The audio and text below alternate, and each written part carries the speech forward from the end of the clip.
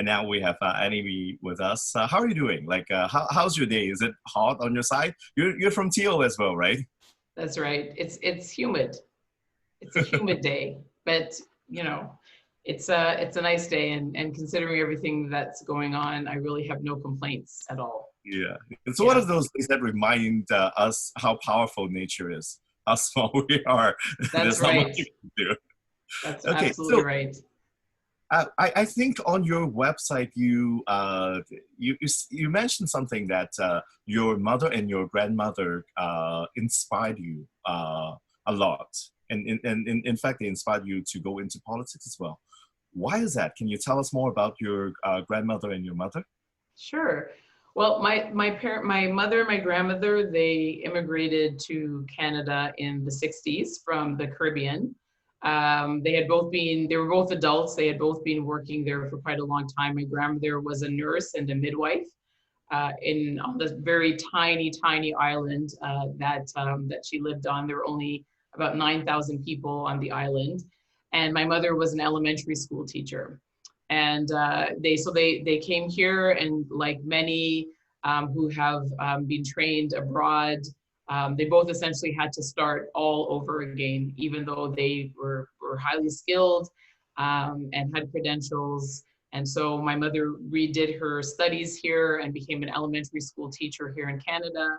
And my grandmother, she became a nurse's aide. She wasn't able to become a nurse again, but she became a nurse's aide. And they were just very beyond their public service jobs, their frontline jobs. They were very involved in the community. They were always very committed to making a difference in whatever way they could. And they really believed in community. And I think part of that was coming from a small island. So yes, in our family, it was always very clear. We always had the expectation of making the most use of our skills and our talents. And I always knew that I wanted to do something that would be of public service. If you were to try any authentic, really good Caribbean food, where should we go in Toronto? You know, I asked the same question of my friends from other cultures, and they usually just say, you know, my mom. You know, there are, I don't know, you know, I don't actually eat Caribbean food out that much, probably for that reason. And that's actually usually what I hear from other groups as well. So, but I will get back to you. I will do that research and get back to you. Okay, sure. Because in this part of Markham, we get to enjoy quite a bit of different, like Chinese food from other than China, like all parts of China and beyond Yeah. China. A lot of Asian food here, a really good Korean food as well. But we want to get to know, like, if there's a really good place for Caribbean food, even in Markham as well. So we want to get to know your background as well. Like we know your family a little bit. Other than being in politics, like what is your professional job? Like, what do you do? What's your background? Can you tell us a bit? Absolutely. I mean, I'm really not a politician. I did run for the Green Party in the last election. I ran in Toronto Centre against Bill Morneau. So, but before that, I had never been involved in organized politics. Hadn't belonged to a party before joining the Green Party. But I had been involved on let's say the periphery of politics in a nonpartisan way. Just in terms of my background, I did, as you said, I grew up in Toronto, and then I went to university in Ottawa, and I really chose studies that I thought would give me the skills I needed to be an effective public policy maker, or, you know, someone in service of the public. And so I got a law degree. And then after that, I got a master's degree in public affairs in the States at Princeton. And, you know, ever since then, I've been trying to do as much as I can in order to try to move us toward a more just and equitable society, and sustainable as well.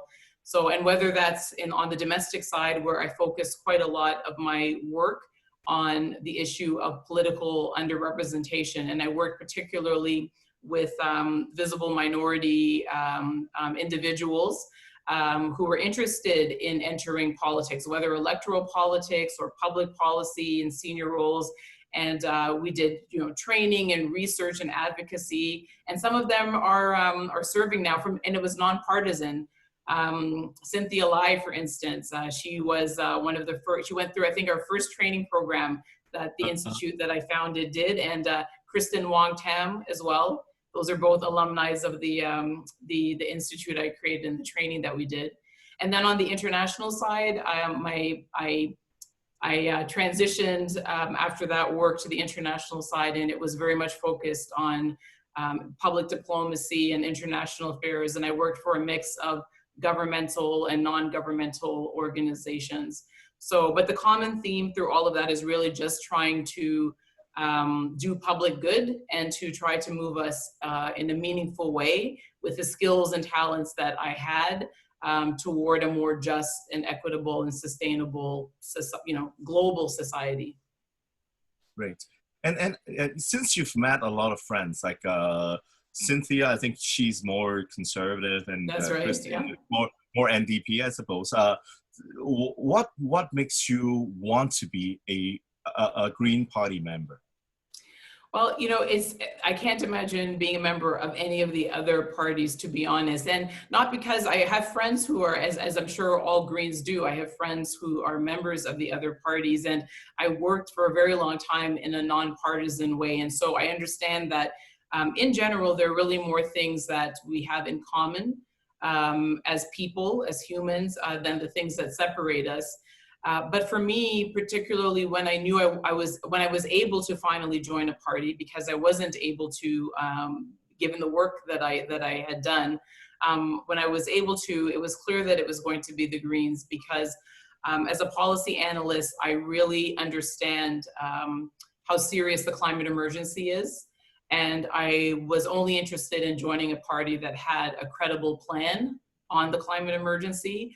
And then the other thing that had always been a concern for me was the concentration of power in the leader's office.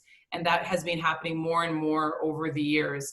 And so I wanted to be part of a party that encouraged differences of opinions, that encouraged the members to help to develop policy. I think I'm going to sneeze. Excuse me. Bless you, bless you. It's that time of year. Allergies. Excuse me. So that encouraged that kind of grassroots policy development, and that really gave a voice to the members, because I also understood from my studies and my work and research that the more diversity of voices that you have at the table, the more likely you are to develop really, really good public policy. So the Green Party offered those things in a way, both of those things in a way that the other parties didn't. And so it was very clear to me it was the right party for me. Yeah. So is it safe to say that one of the reasons that it's your total opposite? It's the whole party being whipped into like one unison direction, which might not be true. That is not the type of politics that you want to be exactly involved in. No, we certainly want to have it's important for a political party to have a set of core values.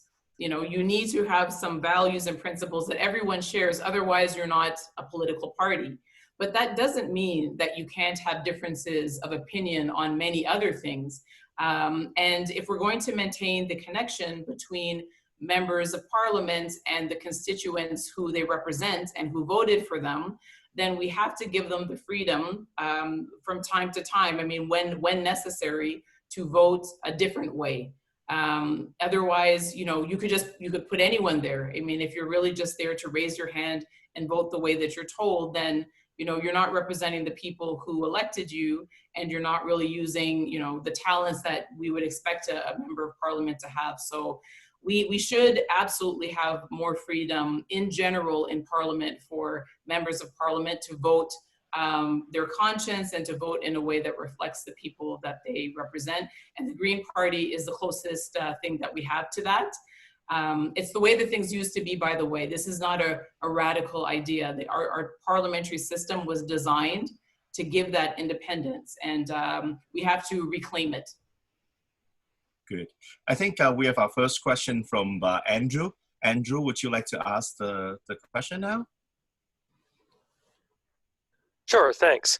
Annamie, given your background in international affairs, international law, and so on, what sort of foreign policy positions, if any, do you think the Green Party of Canada should be promoting? Thanks, Andrew. Great question. Well, you know, in terms of policy positions, I'll tell you mine. And I think, again, this is something that I believe the Green Party shares. I was the international affairs critic for the Green Party before stepping down to run. And I really enjoyed that role. I did think that our last platform was extremely light on foreign policy and international affairs. I was not the critic at the time that the platform was written. I came in just after that. And so that is definitely something that I would like us to develop a more robust and full program around. And so for me, you know, the things that I think, the things that I would like to see the Green Party talking about, and they do, but we perhaps haven't articulated as a vision for foreign policy. One is about the importance of dialogue as the proven and therefore the preferred option for the resolution of conflict, whether conflict or deadly conflict. There is a very large body of evidence now that demonstrates that most of the time, dialogue is going to achieve the most lasting resolution of conflict. So that is one thing. The other thing that I would like to see us doing, particularly because they're so under attack right now, is reinforcing our support for multilateralism. And so the institutions that support dialogue and communication between states, that's something that we absolutely should be reinforcing. And we see right now that the World Health Organization is under attack. Of course, Mr. Trump has been attacking the United Nations. These are institutions that we need now more than ever, because the big challenges of our time are global challenges, and we're all interconnected. There is no one state that can find the solutions on their own.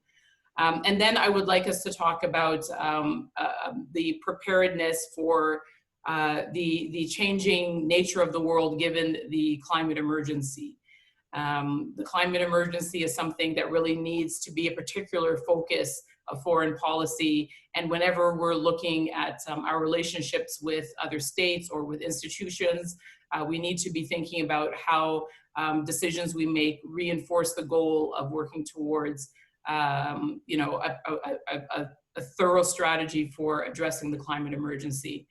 Those are a few of the main things. Of course, there are others, but those I would say are the foundations I think that we can build our foreign policy off of. Andrew, do you have a follow-up question? Not right now. That was great. Thanks, Annamie. Okay. Thanks, Andrew. So, Annamie, we talk about the foreign policy, and it seems like in terms of our Canadian parties, the Conservative Party have a stronger working relationship with the Republican in the States, and then the Liberals would have somewhat a working relationship with the Democrats in the States as well.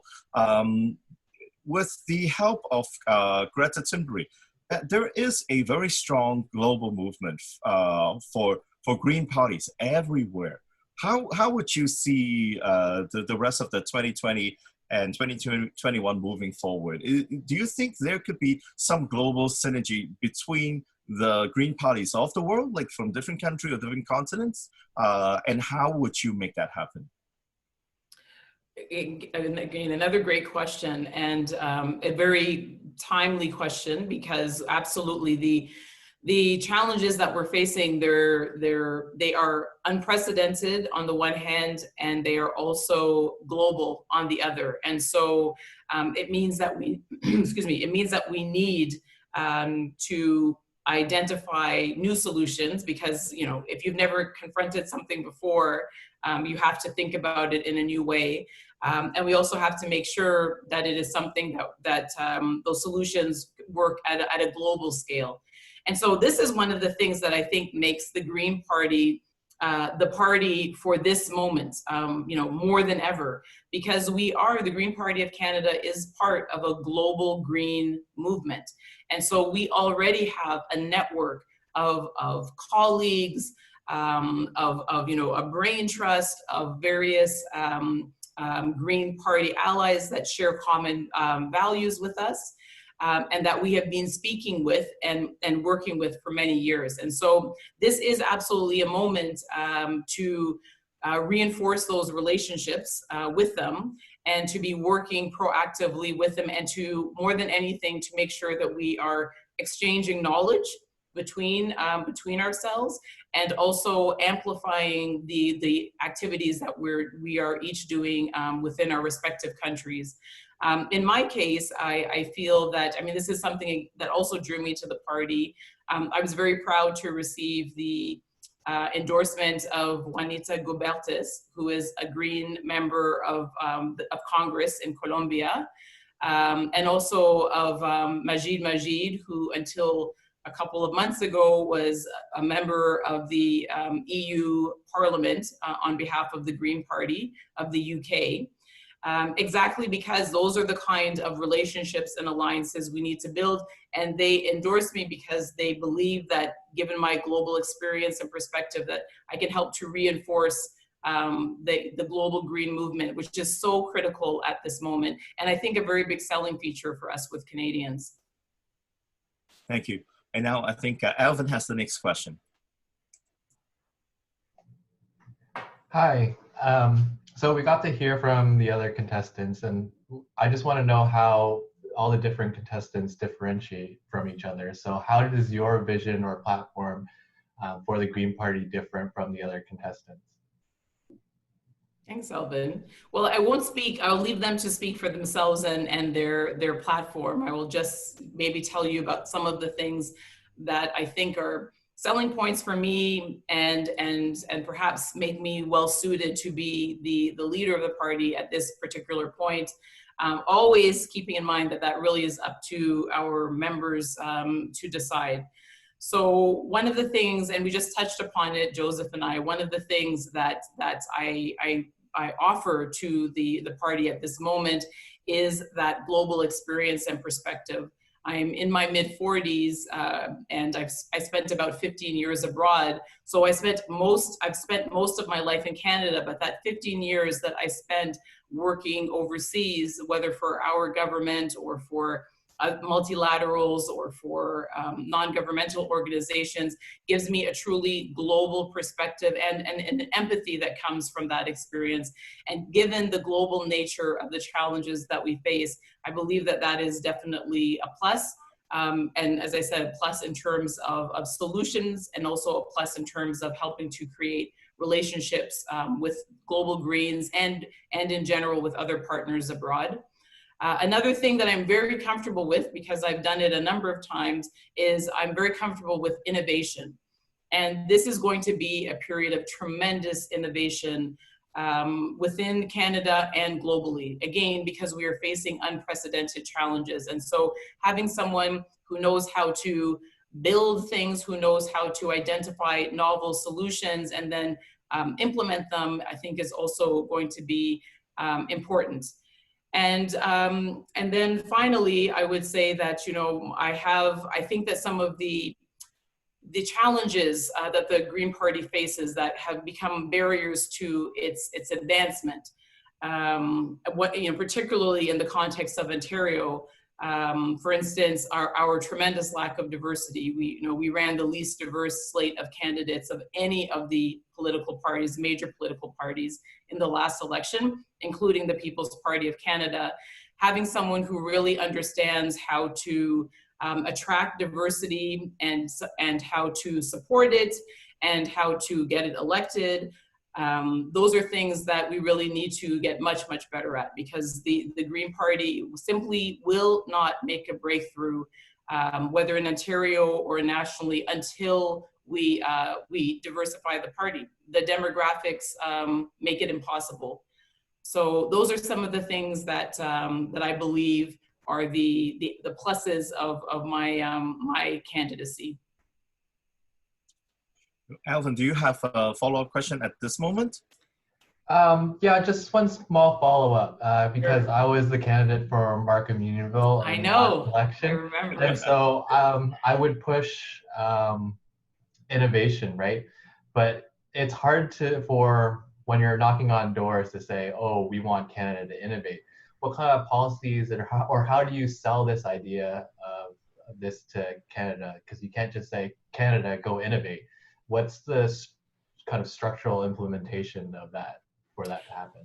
Well, I mean, that's a great question, but you know, we see that now. You know, the last few months, it has been a living laboratory in Canada for innovation. And so Canadians have you know, they have now a firsthand understanding of what we mean when we talk about it. When we talk about innovation, it's not just for the sake of innovation, it's because sometimes you need to do that in order to address challenges that you haven't faced before. And so the Green Party has always been about that. And we've seen that, you know, the things that have made the biggest difference in this period are things that we haven't necessarily tried before. I mean, the emergency relief benefit, that's something completely new. You know, the injection of funds to clean up the orphan oil wells, that's new. The pilot programs in British Columbia to decriminalize illicit drugs, that's new. And we could go on and on. What we are demonstrating day by day throughout this pandemic in particular is how our bent towards innovation is exactly what is needed to deal with unprecedented challenges. And so I think as we all recognize that we are going to be ever more entering into uncharted territories, Canadians will understand that they need a party that is comfortable navigating those kind of waters, and that they need to have people like that at the table. And so I think that we have a much stronger case to make to people in Canada now than we did even a few months ago in terms of why that innovation is so important. Thank you, Alvin. And I think Andrew has the next question.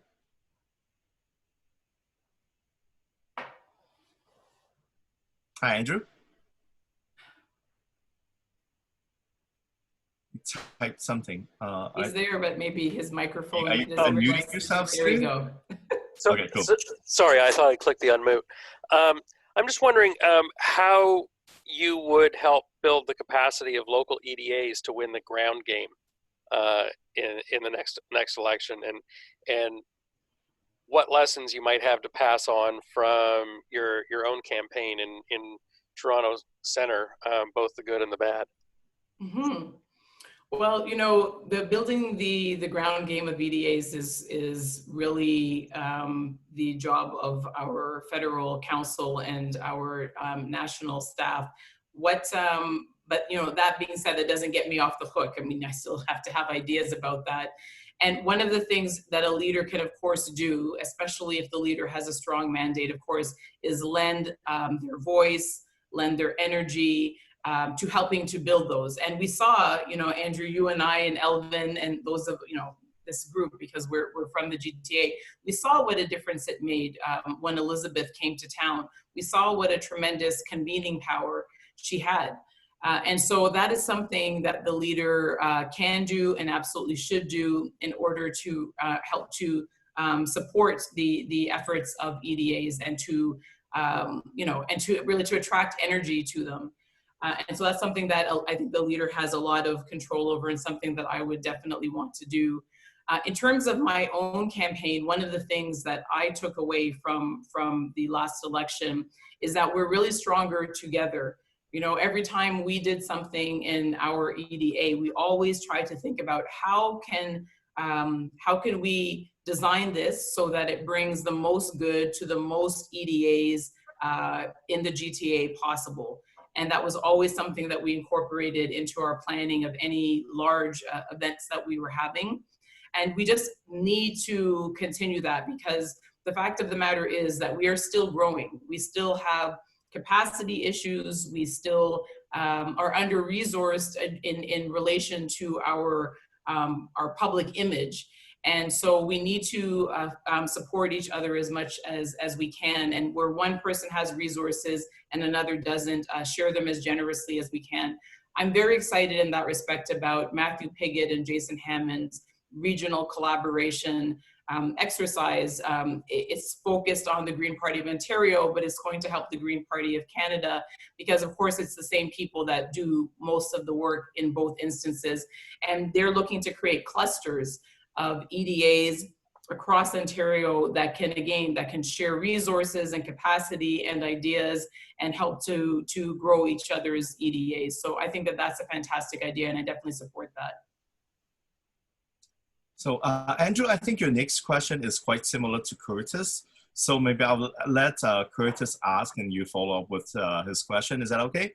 Absolutely. Okay, sure. So Curtis, I'll pass the mic to you. Hey, Annamie, it's Curtis. Yeah, so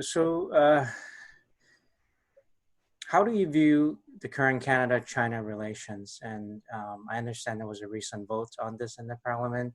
I'm not sure if you had any say on that, but what are your thoughts, especially on the Green Party stance on the issue of Hong Kong's democratic movement? I know, not saying now, but where will you take it if you were the leader? Mm-hmm. Well, thank you for the question, Curtis. And while I was the international affairs critic, one of the more active files certainly was the Hong Kong file, and I wrote a number of statements with respect to that. You know, it's a very concerning situation. It should be, and particularly in the last number of weeks, because once again, there are encroachments on civil liberties that are being proposed by the Chinese authorities. We know from experience, from historical experience, that authoritarian regimes will use moments of crisis to make power grabs and to make those encroachments or restrictions on civil liberties, and we see that happening right now. And so the role of the international community and the role of Canada always has to be to condemn that. I have certain foreign policy principles that guide me, and one of them is that when governments or state actors are breaching international law and international norms, that it is the responsibility and the obligation of the international community to speak out against that, to condemn that, and to try to move those countries back into a situation of respect as quickly as possible. And so that's what I would expect Canada to do.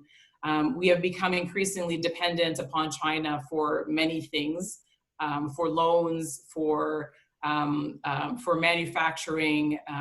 They're an essential part of our global supply chain, but we can never compromise our international laws, our international norms, and our respect for those in order to secure what we think are economic advantages. I mean, our basic values should never be for sale. And so we've seen, I think, fairly conclusively with China that the attempts to liberalize trade relations in return for a liberalization of Chinese society in general has not worked. And so I think that that's just a failed policy. And so we need to be as active as we can in trying to use other levers in order to get China back again into a respect for international law and international norms. Curtis, do you have a follow-up? If not, then I'll let Andrew ask a similar question in a different angle, I guess. Thank you. I just a little bit, one more thing. You said we should rally essentially the international community, but how strong a response should Canada take? You know, should it be somewhere along the line of where current government is taking, or should it be at a different level? Well, I'm not aware of the current line that the government is taking beyond a statement here and there. We have to be we have to be realistic with ourselves about what our options are in terms of, in the whole, let's say, the whole menu of things that you can do. One of the reasons that it has always been so important for Canada to support and to reinforce multilateral institutions is exactly because they have allowed us to have a stronger voice and a stronger impact than we could on our own as a mid-level power. And so, we come back again to what I said before, that, dialogue is really the place that this first starts. And we have institutions that allow us to do that. So in addition to speaking out against these things, we should be reinforcing the efforts of civil society, both in our country and abroad, who are very important in terms of mobilizing against these kind of civil liberty violations and restrictions. And we also need to work with like-minded countries in order to develop, let's say the consequences that would measure the actions of China in this instance. And I would expect a very, very strong response from the international community if the laws that are currently being proposed for Hong Kong were to pass. So, it's really in our interest in Canada to make sure that our multilateral institutions are very strong and that we are respected within them. We have lost a lot of respect over the last 10 to 15 years because we haven't spoken out strongly, because we haven't been a strong partner to other countries when they needed us. And so we have a lot of work to do in that respect. Thank you, Curtis, for your question. Now, Andrew has a similar question. Would you like to go ahead? Sure. Sort of following a little bit on the China theme, but also picking up on your comments earlier about growing diversity in the party and so on. I mean, Markham's an extremely diverse trio of ridings. We have large numbers of relatively recent immigrants, especially from Hong Kong, mainland China, and South Asia. How would you help to build support in Green Party diversity in an area like this? What experience and ideas and learnings could you share in that regard? Okay. Thank you, Andrew. Well, Joseph said that we should have a little fun, so I'm going to give the fun answer first, and then I'll give you the serious answer. The fun answer is that my 16-year-old son is, he would never, well, he is intermediate to fluent in Mandarin, and he's been studying it for a number of years, and he's going to continue studying it throughout his high school with the goal of being completely fluent. I know he hopes to study it in university as well. So, I'll just deploy him. That's the fun answer. The serious answer, though, is that just to put it plainly, putting aside for a second the equity issues related to diversity, there is the strategic issue related to diversity, which is that people would like to see people who represent them running to represent them, who reflect what they look like. And so the fact that we have not been successful in doing that, whether it's in terms of, in general, whether it's in terms of the East Asian community or South Asian community, et cetera, it's a loss for us. It's a loss of votes for us concretely. We need to demonstrate, whether it's in terms of the people we are selecting, not selecting, but identifying to run in diverse areas like the GTA, or whether we're demonstrating that we're diverse by our internal structures, our internal leadership, the issues that we champion. We have a tremendous amount of work to do in terms of diversifying our party. And if we do, then we really don't need to do much more than that. The Green Party has excellent policies. It has given a lot of thought to people living in urban areas and their needs and concerns. What we have not given really any thought to at all as a party is the issue of diversity. And that is, to me, the greatest block to our future success. You know, the People's Party of Canada had, as I said, I really want to stress that again, even though they just, you know, I think the party is about 3 or 4 years old, not even. And they ran a more diverse slate of candidates than we did in the last election. So we have a tremendous amount of work to do if we're looking to really make breakthroughs in communities like Markham. But it's doable. All the other parties have done it, and so we can too. Andrew, do you have a follow-up? No, that's good. Thank you. Okay, good. Appreciate that. I'd like to take this conversation to a different direction, because this is the time where a lot of Canadians are really worrying about their economic future. Mm-hmm. Some of the people are using the last bit of their saving. They don't know what's the next step forward in the not even upcoming months, maybe next month in June. A lot of business would be closing down. In this particular spot in time, sometimes people would rethink if they should have a different type of economy, or they go to the panic mode and would go for the first thing that helps them survive. Whoever gives them, maybe even if that's a false hope, about how to revive the economy. And what would be your message representing the Green Party to people who are really concerned about the economy in the near future? Mm-hmm. Thank you. And that is, you're absolutely right. This is one of the defining questions of our time. And it already was because of the changing nature of work. It's even more so now because of the pandemic and the impact that it has already had and will continue to have. And so, you know, what I would tell them is that the Green Party understands, even before the pandemic hit, we had just had an election where we ran on a platform that was designed to make sure that no one fell through the cracks, you know, that every Canadian, whatever their circumstances, would be able to live with dignity. And so we had already given quite a lot of thought to what the elements of that would be. And so things like universal pharmacare, guaranteed livable income, dental care for low-income Canadians, dental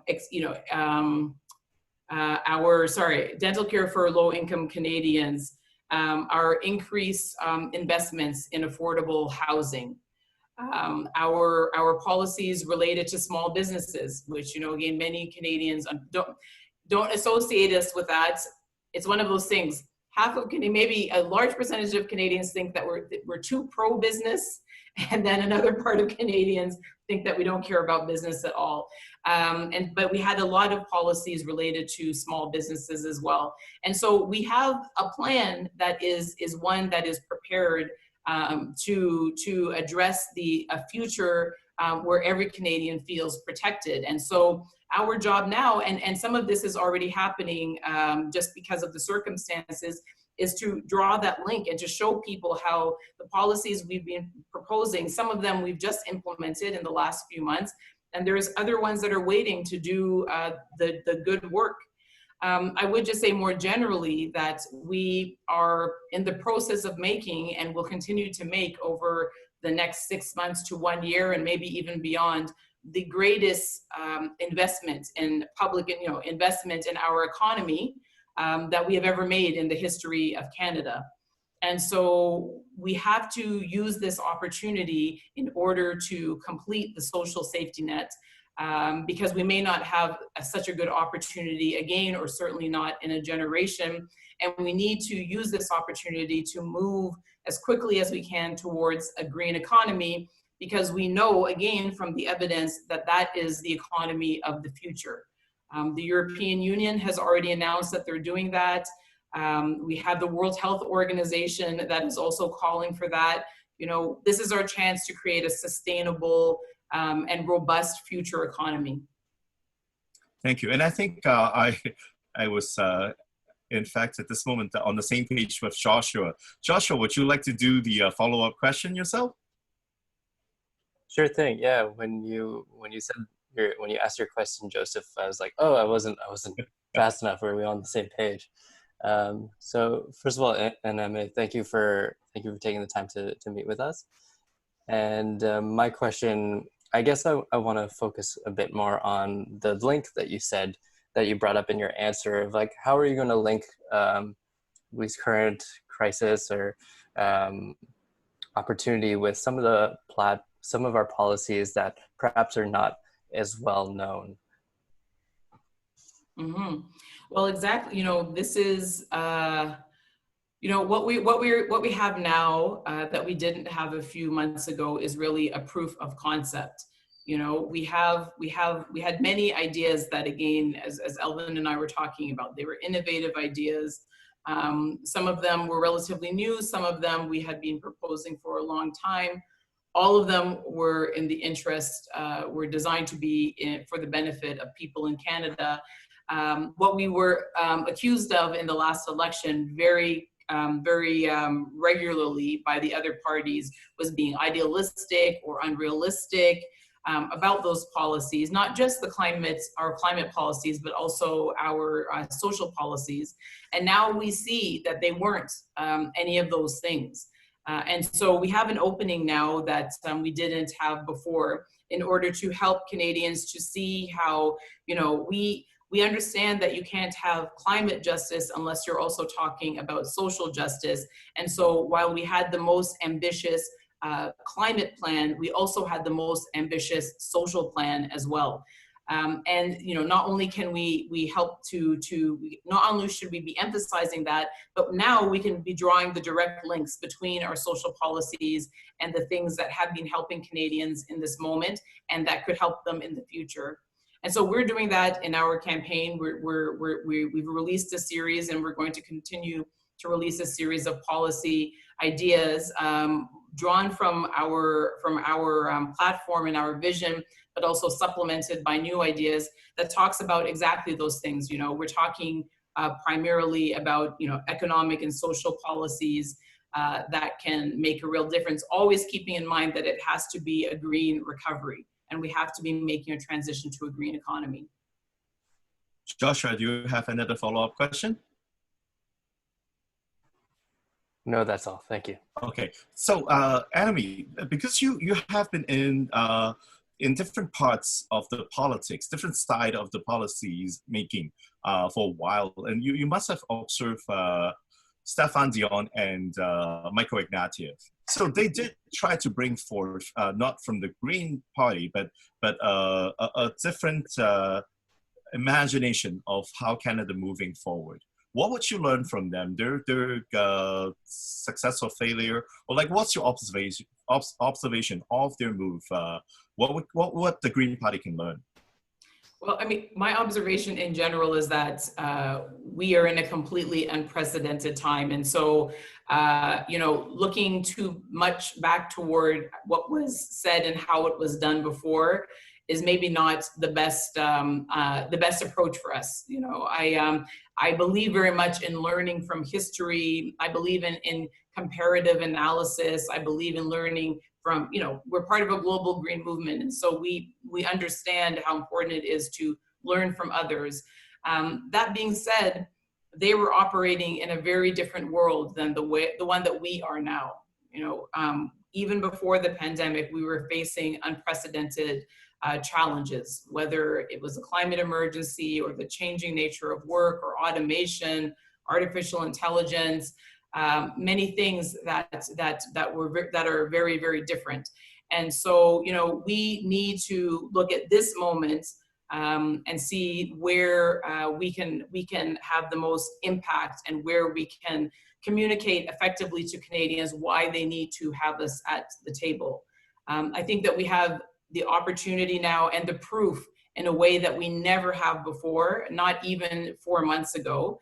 And it's really up to us how we use that and how effective we are in using that. That is the thing that is going to make the difference, because we have demonstrated, I think conclusively, that we have the strongest policies in many areas, that we have given the most thought to the next chapter of Canada, of life in Canada, whether economically, socially, or in terms of the climate.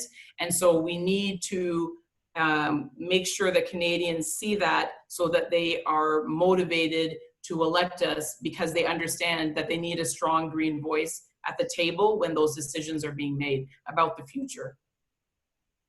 Thank you. And I think Jerry has some questions. Jerry, would you like to take over? Sure.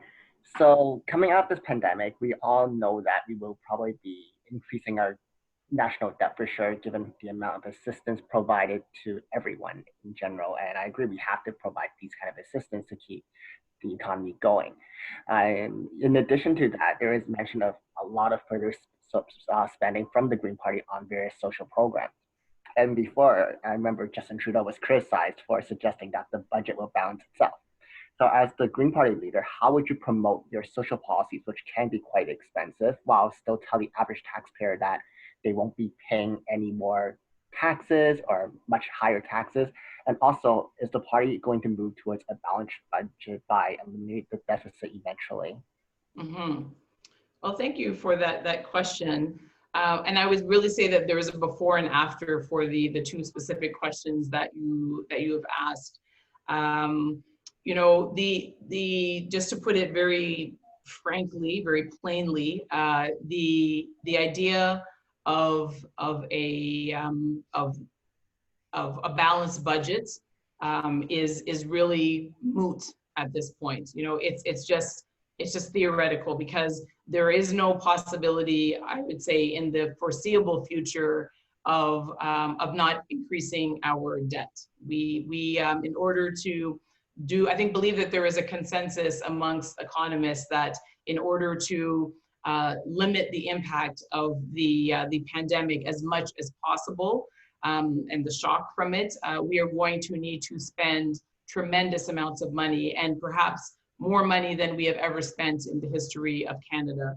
And so I had not heard, and I do not believe that the Green Party, at least as represented by its caucus at this moment, is speaking at all about balancing the budgets as a primary concern or eliminating the deficit. And there is no major party that is making those kind of economic predictions because it's just simply not possible under the current circumstances. What we had done in our 2019 electoral platform is we had demonstrated that there was a viable way to pay for all of the social programs that we were talking about, and they were very ambitious, while at the same time not raising taxes on average, average Canadians. And so we identified a series of measures, for example, raising the tax on the very highest earners, increasing the corporate tax rate I'm trying to remember the exact amount. I think it was, Andrew, Elvin, do you remember, was it 15 to 21%? I believe it was 15 to 21%. And taxing tech companies who currently don't pay taxes, ending fossil fuel subsidies. And so we demonstrated how by reprioritizing our existing revenue, that how we could manage to pay for those ambitious social programs, keeping in mind, and it's very important to keep in mind, that strong social programs cost less. You know, the costs are often hidden, but the costs of unhealthy people, or people who are in precarious work, or people who can't afford their housing, or air that's not clean, those things have a tremendous cost, and it costs much less to help them than to not. But you know, most importantly, I would say that debt is something that's going to be with us for a while, and that deficits also are going to be with us for a while. And before passing it back to you, Joseph, I would just let everyone know, if you hadn't seen the news already, but the European Union is planning to borrow 750 million euros, which is about maybe 1.3 trillion, 1.3 trillion of our dollars, because they, you know, they understand that there is no other option, and so they, they have already made it clear to their citizens that there will be debt, there will be deficit, but we will emerge stronger. That's the idea. Sure. So, Jerry, do you have a follow-up? So you mentioned briefly about how reprioritizing certain amounts of the budget, like for example, corporate taxes increasing, fossil fuels subsidy eliminating. So I was just wondering, when media and most people in general hear things like that, they might think that, oh, well, that will have a direct impact on jobs and employment. How would you respond to the media or other parties who would probably be attacking that kind of message? Well, again, that this is, if we were having this discussion a few months ago, my answers would be different. But at the moment, there really is a very large consensus that only the government, only our central bank, and it's only going to be fiscal. It's only going to be fiscal policy that's going to help us to emerge from this. We only. It's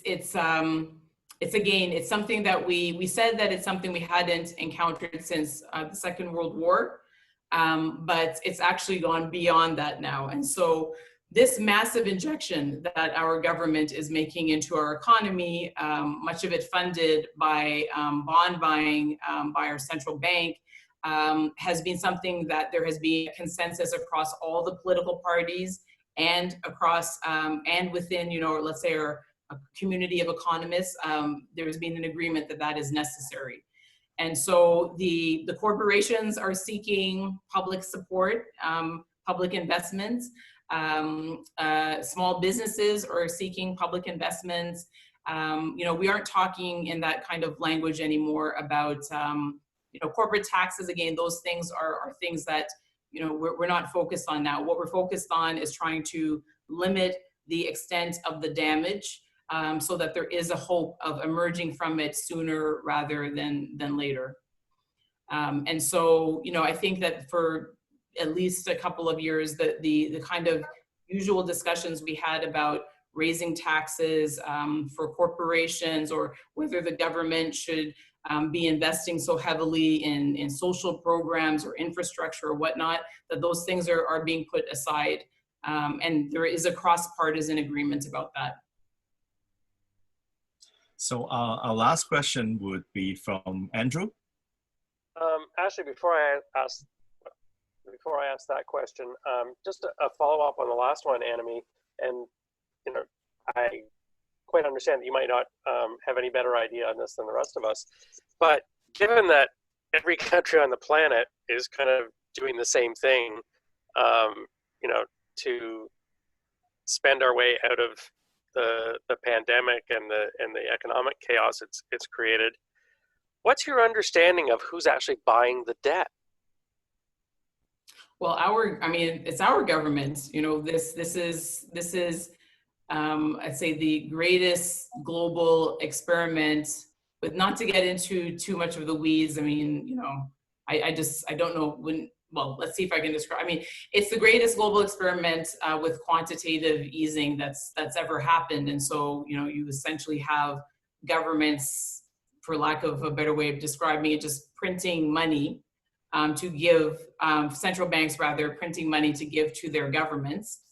And so, there's some economists that think that this is absolutely the way to go, and they point to other historical examples of where it has worked very well. I think one of the most commonly referred to ones is Japan.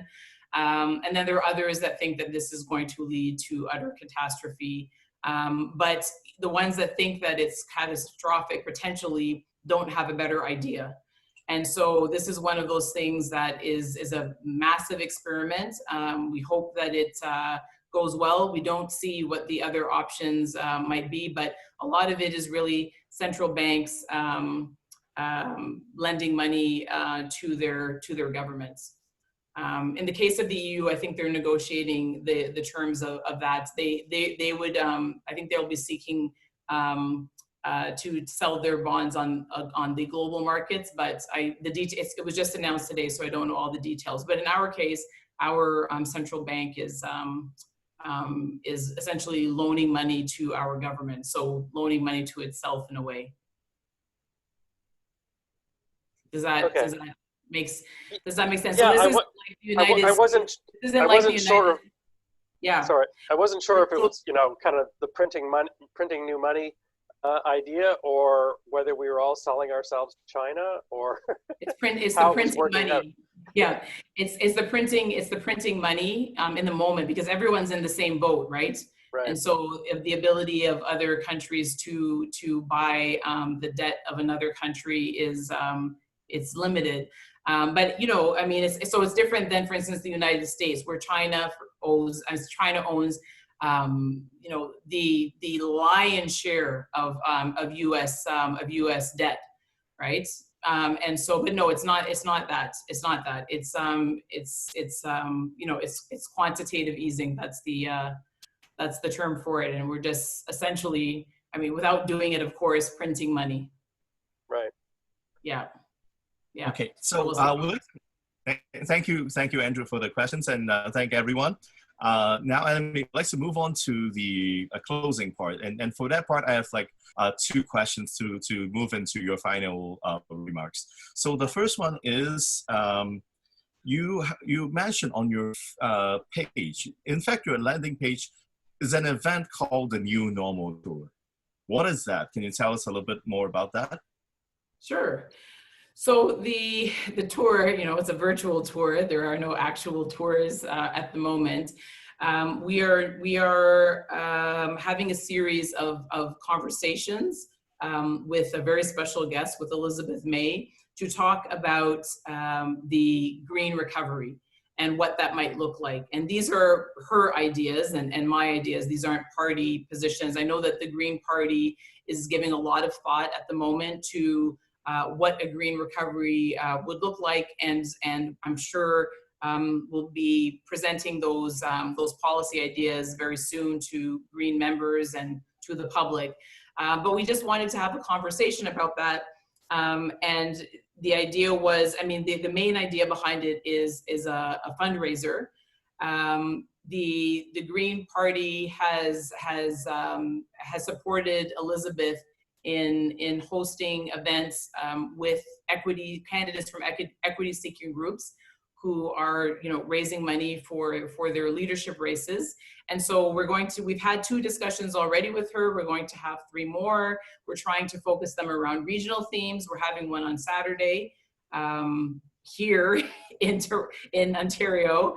But of course, it's open to everyone across the country. And we're going to be talking about the green recovery in the context of creating more affordable and livable cities. So yes, we've enjoyed it. We had a good turnout for our events last weekend, and we have a few more planned with her. And you know, we encourage everyone to come and join us. It's always great to hear Elizabeth speak. Thank you. And I think the information is on our chat already. Thanks to your campaign sharing that. Now, my last question. How would you rate today's town hall? Like, what's your experience? Because the whole Markham EDAs are working with you. Like, how would you rate this experience? And what are you taking away from today's hour's conversation? I give it 2 thumbs up. You know, I have really fond memories of Markham. My husband, when he was a young lawyer here in Toronto, he would go up to Markham on the weekends to play with a band, you know, of some of the people that he worked with in his firm, and then go out and have a fantastic meal in one of, you know, different local restaurants, you know, the great, fantastic, you know, buffets and, you know, or dim sum. And so I have very fond memories of Markham. But these are great. You know, my view is that I always want to be as accessible as I can be to the members. Whenever I receive an invitation, I always accept it. And the questions are very thought-provoking. These were excellent questions. You know, I learned something just by hearing about the things that members are interested in. And the more I do that, the more I get to understand the members and the better I can represent them if I have the honor of being elected. So definitely 2 thumbs up. Thank you, and thanks everyone. Back to